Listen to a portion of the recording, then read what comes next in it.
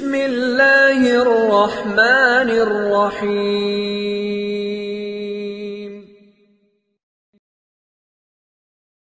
بسم اللہ الرحمن الرحیم وبہ نستعین۔ نسیم صبح کا پیغام لے کر حاضر خدمت ہے۔ ایک سوال جو ہم سے بہت بار پوچھا جاتا ہے، یا ایسے بعض سوالات جو اس سے متعلق ہوتے ہیں، ان سب کو ایک جگہ جمع کر کے آج ہم اس کا جواب دینے چلے ہیں۔ وہ خوبصورت سوال کیا ہوتا ہے؟ وہ سوال ہوتا ہے کہ بہت سارے وظائف ہم سنتے ہیں، جانتے ہیں، پڑھتے ہیں، ہمارے علم میں ہیں، بہت ساری باتیں وظائف کے قبیل سے آپ بھی ہمیں بتاتے ہیں، درود شریف کے مختلف صیغے ہمیں بتاتے ہیں۔ اب یہ ہے کہ ہم کیا کریں؟ کیونکہ ظاہر بات ہے کہ ایک ہی آدمی بہت سارے وظیفے نہیں پڑھ سکتا۔ اگر ایک آدمی چاہے کہ سارے وظیفے میں کروں یا میں بہت سارے وظیفے کروں، تو یقیناً وہ الجھ کر رہ جائے گا، اور ایک طرح سے کہا جائے تو کہ وہ ایک عجیب سی الجھن میں آ جائے گا۔ میں یہ بھی کروں، میں وہ بھی کروں، میں وہ بھی کروں، میں وہ بھی کروں، یہ نہیں ہو سکتا ایک آدمی سے۔ یہ اس کی الجھن کا سبب بنے گا، اس کے لیے آسانی نہیں ہوگی بلکہ اس کے لیے مشقت بڑھ جائے گی۔ تو اب کیا کیا جائے؟ جو یوں کہہ لیا جائے کہ آل ان ون ہو۔ تو ہم اس پر بڑی ضروری درجے کی بات آپ سے عرض کریں گے انشاءاللہ۔ ویسے تو اس کا کچھ حصہ ہم نے پہلے بھی بہت پہلے ذکر کیا تھا، لیکن پھر ضرورت ہوتی ہے تو بار بار پیچھے کی باتوں کو کسی قدر اضافے کے ساتھ دہراتے رہتے ہیں۔ ایک بات تو یہ ہے، جو آپ درود امی پڑھ رہے ہیں وہ تمام تر مسائل کا حل ہے، یہ بات بالکل مسلم ہے۔ تمام تر حاجات اللہ کے فضل سے درود شریف کے ذریعے سے پوری ہو جاتی ہیں، لیکن اس میں آپ ایک چیز کا اور اضافہ کر سکتے ہیں۔ وہ اضافہ ہے سورہ توبہ کی 2 آخری آیات۔ اب ایک طرح سے سمجھیے کہ آپ نے درود امی پڑھی، اس کے علاوہ سورہ توبہ کی 2 آخری آیات کا آپ نے اضافہ کیا۔ اب اس کی کوئی تعداد میں فکس نہیں کر رہا، وہ آپ اپنے حساب سے پڑھ لیجئے۔ کتنے لوگ ہیں جو اس کی مختلف شکلوں میں مختلف تعداد کے اعتبار سے اس کو پڑھتے ہیں۔ کچھ لوگ ہیں کہ ہر نماز کے بعد 7 مرتبہ یا 11 مرتبہ پڑھتے ہیں، کچھ لوگ ہیں جو صبح اور شام ایک مقدار مقرر کر کے پڑھتے ہیں، کچھ لوگ ہیں جو 313 کی تعداد 24 گھنٹے میں پورا کر لیتے ہیں، کچھ لوگ ہیں جو 1100 مرتبہ پڑھتے ہیں، یا ایسے بھی ہوں گے جو اس کو بھی کراس کر جاتے ہیں، 1100 کو بھی کراس کر جاتے ہیں۔ تو آپ اپنی سہولت کے اعتبار سے اپنے لیے ایک تعداد متعین کر لیں، اور اس تعداد میں آپ سورہ توبہ کی 2 آخری آیات ان کو پڑھ لیا کریں، اور درود امی کا اہتمام اس طرح سے رکھیں کہ جو 500 مرتبہ یعنی 500 ٹائمز جو آپ عشاء کی نماز کے بعد درود امی پڑھتے ہیں،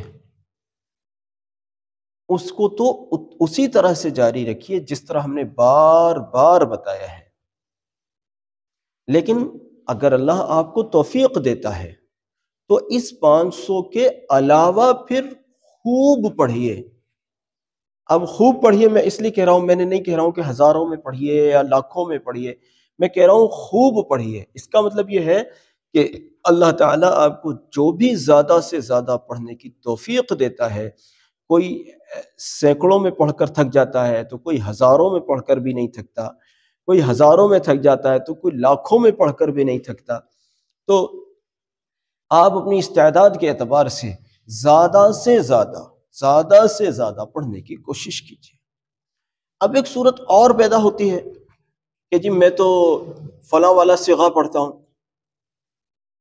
کوئی قرب مصطفیٰ پڑھتے ہیں، کوئی درود ابراہیم پڑھتے ہیں، کوئی درود خضری پڑھتے ہیں، تو کسی کا کوئی اور عمل ہے، کہ جی میں تو فلاں اور فلاں پڑھتا ہوں، اب میں درود امی کیسے پڑھوں؟ بڑی آسان سی صورت ہے، بالکل الجھنا نہیں ہے۔ میں نے پہلے بھی بات کہی ہے کہ آپ جو پہلے سے جو درود شریف کا جو بھی صیغہ آپ پڑھتے ہیں اس کو جاری رکھیے، ہر دن اعمال کو بدلتے مت رہیے۔ پہلے آپ نے درود خضری کے فضائل سن لیے تھے، آپ نے درود خضری پڑھنا شروع کر دیا، پھر درود قرب مصطفیٰ آپ کے سامنے آ گیا، آپ نے اس کو چھوڑ کر اس کو شروع کر دیا، پھر آپ کو درود ناریہ سامنے آ گیا تو آپ نے پیچھے والوں کو چھوڑ کر پھر درود ناریہ شروع کر دیا۔ یہ نہیں بنائیے، ایسا مت کیجیے، ہم اس کا مشورہ بالکل نہیں دیتے۔ ہم کہتے ہیں کہ اگر نیا کوئی صیغہ آپ کو شروع کرنا ہے تو پیچھے سے جو آپ کے اذکار و اعمال چل رہے ہیں ان کا اہتمام رکھیے، ان کو جاری رکھیے۔ اب جس بھی استاذ کے ذریعے سے آپ پڑھ رہے ہیں، جن بھی شیخ و مرشد کے ذریعے سے آپ پڑھ رہے ہیں، وہ جانے اور آپ جانیں۔ اب آپ چاہتے ہیں کہ اب ہم نے چونکہ درود امی کو بہت سن لیا جی، ہم چاہتے ہیں صاحب درود امی بھی پڑھیں، تو آپ پڑھیے اور ضرور پڑھیے، لیکن پیچھے سے جو اعمال چلے آ رہے ہیں ان کو جاری رکھیے۔ آپ کے مرشد نے، آپ کے استاذ نے آپ کو جو اعمال پہلے سے دے رکھے ہیں ان کا اہتمام رکھیے، اب اس میں اضافہ درود امی کا کر لیجیے۔ جیسے ایک آدمی مان لیجئے درود خضر یا درود قرب یا کوئی اس طرح کا کوئی بھی صیغہ مثال کے طور پر 5000 پڑھتے ہیں، مثال کے طور پر، تو میں ان سے کہوں گا کہ اگر آپ درود امی بھی پڑھنا چاہتے ہیں اب تو بڑا آسان سا یہ ہے کہ آپ کا مثال کے طور پر 5000 مرتبہ وہ والا صیغہ چلتا تھا تو آپ اس کو 5000 جاری رکھیے، اب آگے جو آپ اضافہ کرنا چاہتے ہیں وہ درود امی کی شکل میں کر لیجیے۔ بہت آسان ہے۔ اور درود امی ہو یا کوئی بھی درود شریف کا صیغہ ہو، بہرحال دیکھو درود شریف تو ایک کیمیا ہے، درود شریف تو آب حیات ہے۔ آج میں شعیب دہلوی صاحب کو کہہ رہا تھا کہ میرا ماننا یہ ہے، تجربات بھی یہی ہیں، عقیدہ بھی ہے، میرا یقین بھی ہے، مشاہدات نے بھی یہی بتایا ہے کہ اگر موت کا کوئی علاج ہوتا، اگر موت سے بچا جا سکتا تھا تو درود شریف وہ علاج ہوتا۔ اب میں کیا بتاؤں آپ کو اس سے اونچی بات، اور کیا کہوں؟ اگر موت کا دنیا میں کوئی علاج ہوتا تو وہ اس علاج کا نام درود شریف ہوتا۔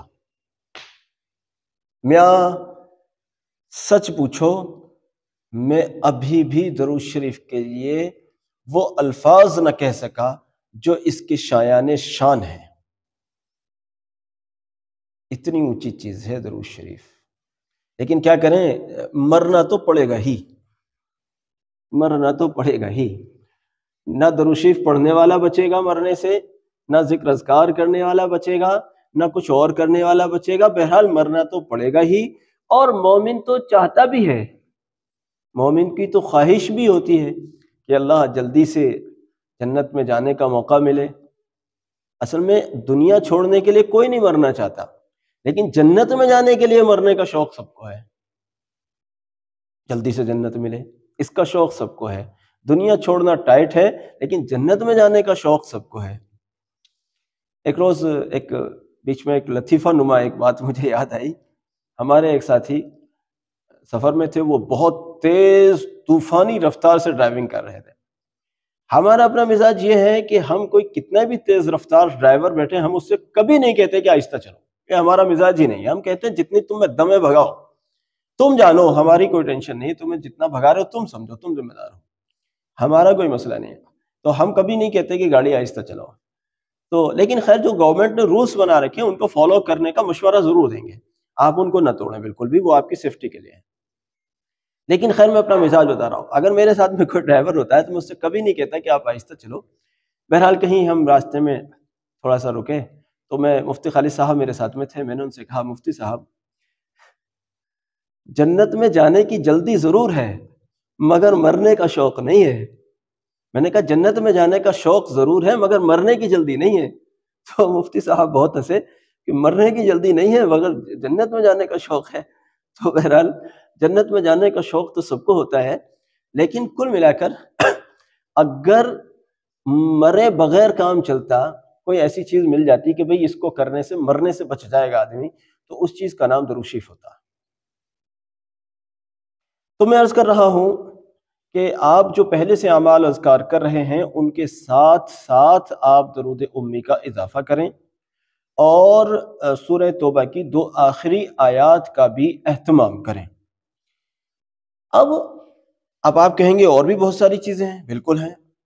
اب اس کے علاوہ آپ کے جو مرشد ہیں جن سے آپ نے بیعت کی ہے، انہوں نے جو آپ کو اعمال، جو آپ کو اذکار دے رکھے ہیں، ان میں کلمہ طیبہ بھی ہوتا ہے عموماً، ان میں استغفار بھی ہوتا ہے، ان میں قرآن کی تلاوت بھی ہوتی ہے، اس میں مسنون اذکار بھی ہوتے ہیں، مسنون دعائیں ہوتی ہیں، ان سب کا اہتمام رکھا جائے،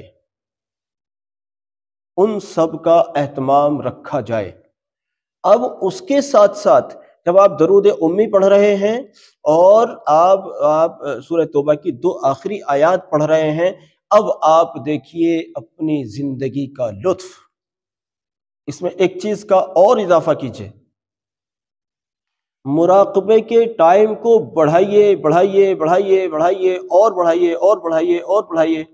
ابھی آپ نے 10 منٹ سے شروع کیا ہے مثال کے طور پر، تھوڑے سے دن 10 منٹ پر استقامت کے ساتھ 10 منٹ کیجئے، اس کے بعد اس میں 5 منٹ کا اضافہ کیجئے، پھر کچھ وقت گزرے تو پھر 5 منٹ 5 منٹ 10 منٹ، پھر آپ کی استعداد اپنے آپ ہی آپ سے اضافہ کروانے لگے گی انشاءاللہ۔ تو اس طرح سے آپ اپنے مراقبے کا ٹائم بڑھائیے۔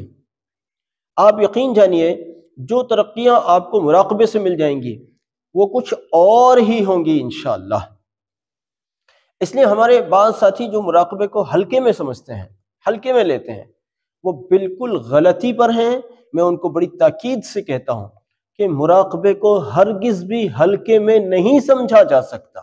اگر آپ مراقبے کی اہمیت کو نہیں سمجھ رہے ہیں تو یقین جانیے آپ روحانی دنیا میں ابھی بچے ہیں، آپ روحانی دنیا میں ابھی بچے ہیں۔ اس لیے مراقبے کا اہتمام بھرپور ہو، اور یہ جو اعمال اور یہ جو اذکار میں نے بتائے ہیں، آپ جب ان کو کریں گے تو ہر مسئلے کے لیے کوئی نیا وظیفہ کرنے کی ضرورت نہیں پڑے گی۔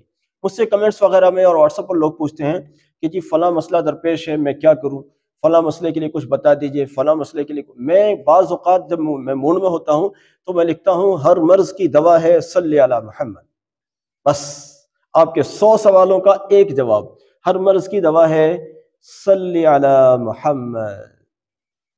اب نہ کسی تعویذ کی ضرورت، نہ کسی عامل کی ضرورت، نہ کسی کامل کی ضرورت، نہ کسی وظیفے کی ضرورت، نہ کسی چلے کشی کی ضرورت، نہ کسی پانی میں کھڑے ہو کر ایک ٹانگ پر کھڑے ہو کر وظیفہ پڑھنے کی ضرورت، نہ صاحب فلاں اور فلاں اور فلاں، بس ہر مرض کی دوا ہے صلی علی محمد۔